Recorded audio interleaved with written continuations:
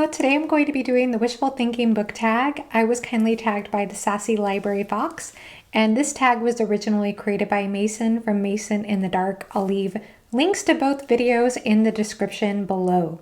And these are kind of challenging questions. I was excited to do it because I think it's a fun tag and I want to support both channels, but at the same time, it's challenging because I think you really kind of need to have a writer's mind to answer some of these questions, but I'll do my best. Number one, legacy. Is there an author you wish was still alive today to witness the impact of their work?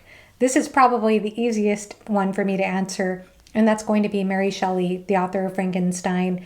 I think especially as a female author of her generation, it would be so special for her to see the impact Frankenstein has had on the sci-fi genre to this day and how it's still widely read and respected today.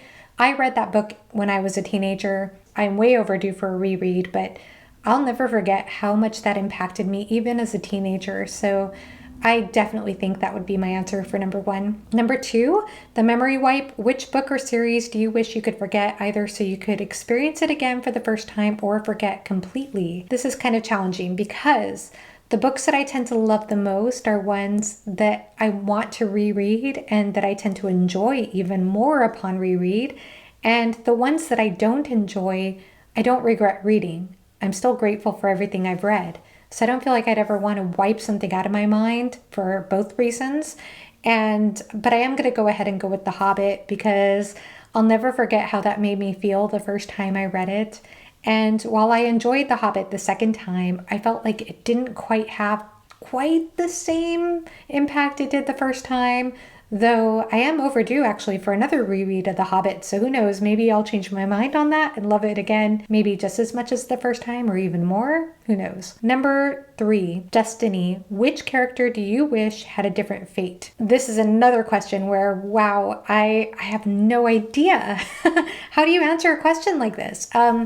The best I can come up with for this question is a book I read a few years ago called Girls of Paper and Fire. It's a Malaysian-inspired YA fantasy book, and it has a whole caste system in this world with people, human beings at the bottom of the caste system, and then animals in the upper tiers. But there's this king, this demon king, and he ends up having these women brought to his palace to be his concubines, and they all stay in this quarter of the palace, and one by one they're called to do their concubine duties with him.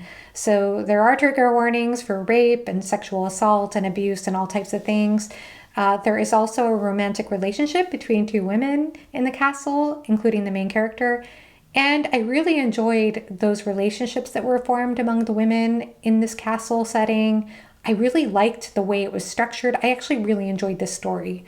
I thought it was very interesting and unique, unlike anything I'd read. But what I didn't like was how it ended. And I didn't like the whole fate or destiny aspect of the story because this girl, the main protagonist, wears this pendant that has one word to describe her fate or destiny.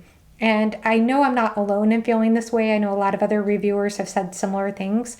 But when she finds out what that one word is at the end, it is so underwhelming. It is not what you would expect it to be. And I understand it was setting things up for the next book in the series. And unfortunately, I did not enjoy the sequel at all.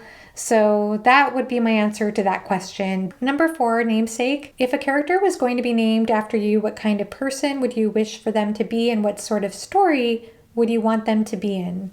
So I think I'm going to answer the second part of this question first, and that's the genre. What kind of story? I love fantasy. Fantasy has my heart.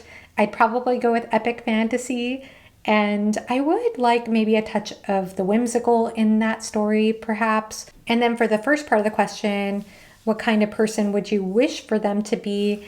I feel like that's almost like asking the question, what kind of person do I want to be? And I would want that person to be very supportive and loving and courageous and passionate, but maybe have challenges with those things as well. So maybe empathetic as well. A lot of those things I think can be things that could be turned into flaws or challenges. So I could definitely see it being an interesting character, not just somebody who's perfect all the time. because that's definitely not me. But I think it could be an interesting story, maybe with the right author. Definitely not me. Number 5, collectibles. Which fictional object do you wish you could own? Hard question for me. I usually love magical swords. I don't know why. I just love a good magical sword when it comes to fantasy. But I don't see myself wielding a sword. I just would rather somebody else do that for me. I'd rather have a champion. But when it comes to magical objects, I also notice a lot of tropes regarding invisibility, like the One Ring and the invisibility cloak and things like that. And I don't really want to be invisible personally, especially in a story. I think I would rather maybe the spice, the melange from Dune, then I'd be a drug addict. I guess that would add an interesting layer to the story. Number 6, the reset button. Which book or series do you wish were written by a different author? And to answer this, I'm not going to say a book or series that I wish were written by a different author that was written around now. Instead, I'm going to go with a retelling, and that is Tristan and Isolde. Now, this was originally written in the 12th century by an author named Strasbourg, but I think what I'm going to say is I would love a retelling of Tristan and Isolde written by maybe by my favorite author, Steven Erikson, or another author that I'm coming to really love after reading this trilogy, the Winter Night trilogy, Catherine Arden. And I loved this book. I loved The Winter of the Witch so much. I think she would actually do a fantastic job with Tristan and Isolde, as would Erikson. But the thing with Tristan and Isolde, it is very much an insta-love type of story. It is about a forbidden love type of story. Now, I am more familiar with this story through Wagner's interpretation, through his opera, which I love and I am challenged by because it does have a lot of problematic philosophy tied in with Schopenhauer's determinism and patriarchal views and things like that. But I still love the music so much, and I love the sublime elements of this story, especially with love's death at the end. And I also love even the touch of Hinduism or mysticism that is in there with this idea of Tantra. There's even, Tristan even goes by the name Tantris at one point in the story. It's sort of part of the backstory. But basically, it's a story about forbidden love. These two people who are not supposed to fall in love already kind of love each other, try to hide it from each other or from themselves, take a love potion, they can't deny it. And the touch of mysticism is this idea where there's this line where they both sing, I myself am the world. And so they see through this love and this union and this tantra, and it's pretty surreal the way you can look at it in these different perspectives. But I just think it would be so brilliant to see that brought back to life in a modern day setting, epic fantasy setting. I don't know who could pull it off the best or who would want to, but I would love to read that if that ever came into existence.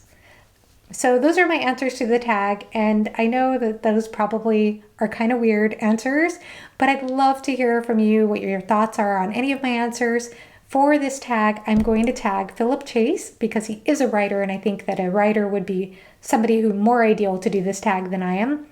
I'm also going to tag Andrew from Andrew's Wizardly Reads and RJ Gibson. So again, please let me know your thoughts, and thanks for watching. Have a great rest of your day. Bye-bye.